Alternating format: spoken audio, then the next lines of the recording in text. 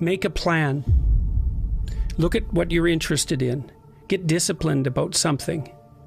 Allow for the possibility that you have something important to contribute to the world, and that the world would be a lesser place without that contribution.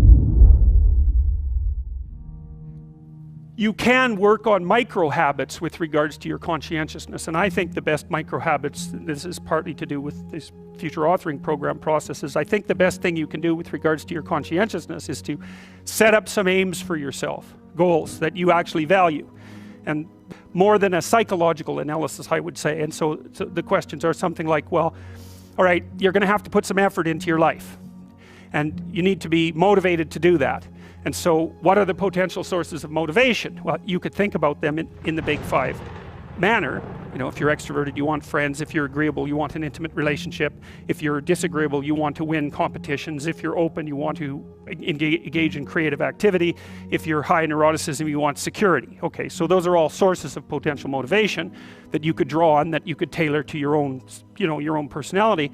But then there are dimensions that you want to consider your life across. And so we ask people about, well, you know, if you could have your life the way you wanted it in 3 to 5 years, if you were taking care of yourself properly, you know, what would you want from your friendships? What would you want from your intimate relationship? How would you like to structure your family? What do you want for your career? Well, how are you going to use your time outside of your job?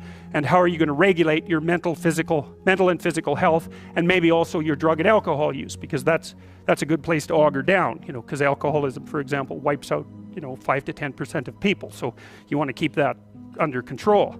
And then so maybe, you know, you develop a vision of what you would like your life to be, and that associates the goal. Well, once the goal is established, and then you break down the goal into micro processes that you can implement, the micro processes become rewarding in proportion, in relation to their causal association with the goal, and that tangles in your incentive reward system. You know, we talked about the dopaminergic incentive reward system, and that's the thing that keeps you moving forward.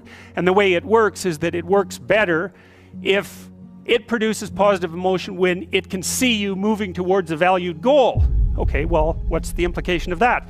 Better have a valued goal, because otherwise you can't get any positive motivation working out. And so the more valuable the goal, in principle, the more the micro processes associated with that goal start to take on a positive charge.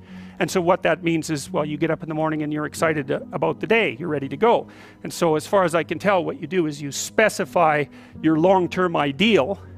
Maybe you also specify a place you want to stay the hell away from, so that you're terrified to fail as well as excited about succeeding, because that's also useful. You specify your goal. You do that in some sense as a unique individual. You want to specify goals that make you say, oh, if that could happen as a consequence of my efforts, it would clearly be worthwhile. Because the question always is, why do something? Because doing nothing is easy. You just sit there and you don't do anything. That's real easy. The question is, why would you ever do anything? And the answer to that has to be because you've determined by some means that it's worthwhile. And then the next question might be, well, where should you look for worthwhile things? And one would be, well, you could consult your own temperament. And the other would be, well, you kind of look at what it is that people accrue that's valuable across the lifespan. So you do a structural analysis of the subcomponents of human existence, and I already did that. You need a family, you need friends. Like, you don't need to have all these things, but you better have most of them. Family, friends, career, educational goals, plans for, you know, time outside of work, attention to your mental and physical health, etc. You know, that's what life is about. And if you don't have any of those things, well, then all you've got left is misery and suffering. So that's a bad deal for you. So once you set up that goal structure, let's say, and that's really in many ways that's what you should be doing at university. That's exactly what you should be doing, is trying to figure out who it is that you're trying to be, right? And you aim at that, and then you use everything you learn as a means of building that person that you want to be. And I really mean want to be. I don't mean should be, even those things are going to overlap. And it's important to distinguish between those, because that's partly, and this is back down to the micro routine analysis. So if I was saying, well, you're going to try to make yourself more industrious. Okay, number one, specify your damn goals, because how are you going to hit something if you don't know what it is? That isn't going to happen.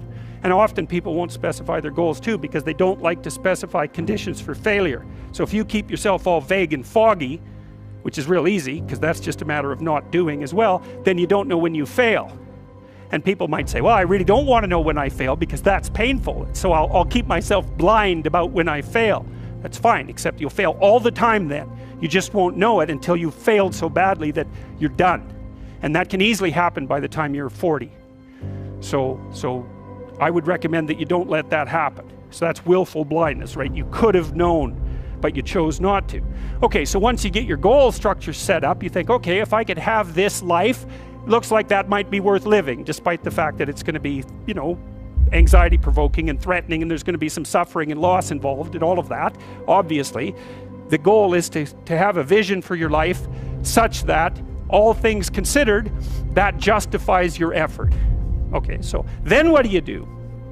Well, then you turn down to the micro routines. It's like, okay, well, this is what I'm aiming for. How does that instantiate itself day to day, week to week, month to month?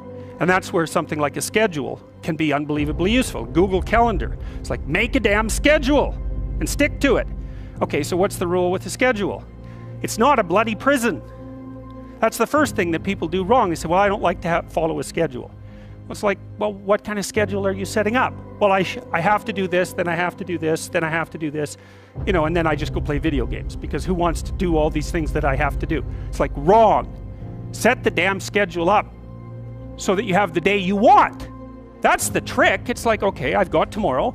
If I was going to set it up so it was the best possible day I could have, practically speaking, what would it look like? Well, then you schedule that. And obviously there's a bit of responsibility that's going to go along with that, because if you have any sense, one of the things that you're going to insist upon is that at the end of the day, you're not in worse shape than you were than at the beginning of the day, right? Because that's a stupid day. If you have a bunch of those in a row, you just dig, you know, you dig yourself a hole and then you bury yourself in it. It's like, sorry, that's just not a good strategy. It's a bad strategy. So maybe 20% of your day has to be responsibility and obligation, or maybe it's more than that, depending on how far behind you are. But even that, you can ask yourself, okay, well, I've got these responsibilities. I have to schedule the damn things in. What's the right ratio of responsibility to reward? And you can ask yourself that, just like you'd negotiate with someone who is working for you. It's like, okay, you got to work tomorrow. Okay, so I want you to work tomorrow. And you might say, okay, well, what are you going to do for me that makes it likely that I'll work for you? Well, you could ask yourself that, you know.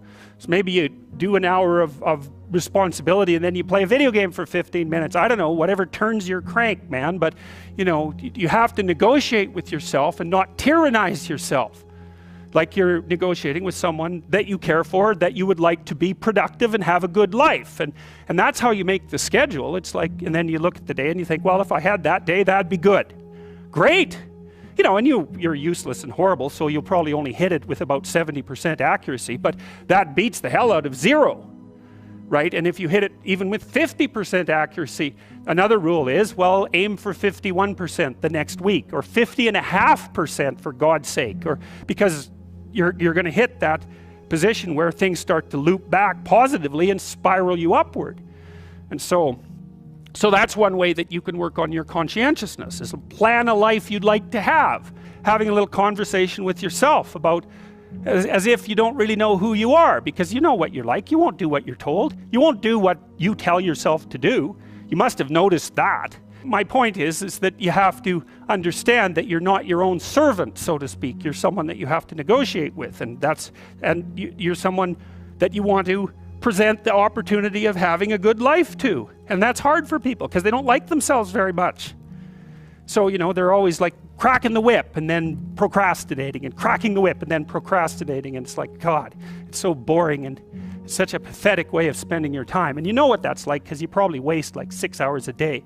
And I think we did an economic calculation about that a while back, right? Your time's probably worth $50 an hour, something like that. I mean, you're not getting paid that now, but you're young. And so this is investment time, and what you do now is going to multiply its effects in the future. So So let's say it's 50 bucks an hour, which is perfectly reasonable. So if you waste 6 hours a day, and you are, then you're wasting about $2,000 a week, or about $100,000 a year. So like, go ahead, but that's what it's costing you every hour. And you need to know what your damn time is worth. So let's say it's not 50 bucks, it's 30. Whatever, maybe it's 100, it's somewhere in that range. One of the things you should be asking yourself is, when you spend an hour, was that, well, would have I paid someone 50 bucks to have had that hour? And if the answer is no, it's like, well, maybe you should do something else with your time. And it depends on whether or not you think that your time's worthwhile.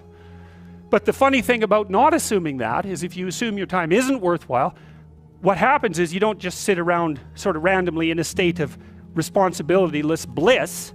What you do is you suffer existentially. And so that seems like a stupid solution.